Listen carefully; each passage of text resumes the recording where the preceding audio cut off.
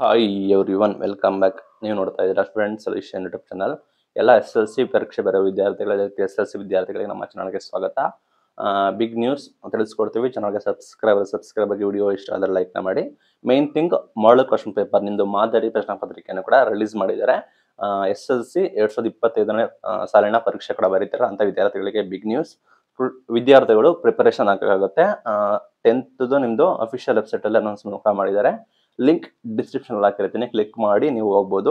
ಅಲ್ಲಿ ನಿಮ್ಮ ಎಲ್ಲ language, first second third language, mathematical, social science ಎಲ್ಲ ಕೂಡ ಇಟ್ಟಿದ್ದಾರೆ. ಅದನ್ನ ಎಕ್ಸಾಮ್ ಫಾರ್ಮೆಟ್ ಹೇಗಿರುತ್ತೆ, ನಾವು ಹೇಗೆ ತಯಾರಾಗಬೇಕು ಎಲ್ಲದೂ ಕೂಡ ಇಂಪಾರ್ಟೆಂಟ್ ಆಗಿರುತ್ತೆ. ವೆರಿ ಇಂಪಾರ್ಟೆಂಟ್ ಮಾದರಿ ಪ್ರಶ್ನೆ ಪತ್ರಿಕೆ ಆಗಿರುತ್ತೆ. ಹೇಗೆ ಡೌನ್ಲೋಡ್ ಮಾಡೋದಂದ್ರೆ, ವೆಬ್ಸೈಟ್ ಲಿಂಕ್ ಡಿಸ್ಕ್ರಿಪ್ಷನ್ ಇರ್ತೀನಿ, ಕ್ಲಿಕ್ ಮಾಡಿ.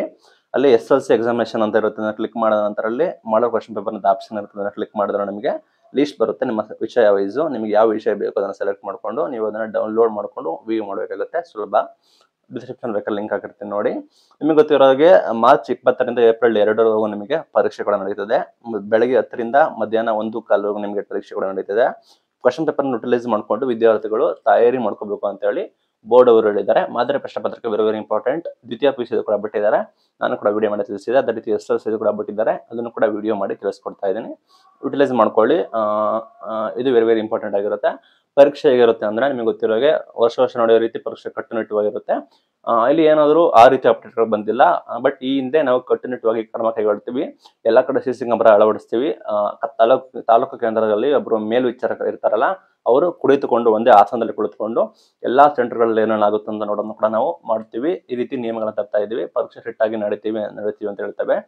ಅದರ ಮೇಲೆ ಸರ್ಕಾರದ ಮೇಲೆ ಆರೋಪಗಳು ಬರ್ತಾ ಇದಾವೆ. ಎಕ್ಸಾಮ್ಗಳ ಮೇಲೆ, ಕಾಂಪಿಟೇಟಿವ್ ಎಕ್ಸಾಮ್ ಮೇಲೆ.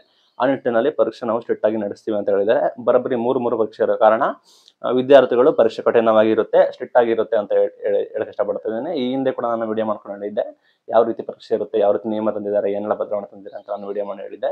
ಅದೇ ರೀತಿ ಸ್ಟ್ರಿಕ್ಟ್ ಆಗಿರುತ್ತೆ.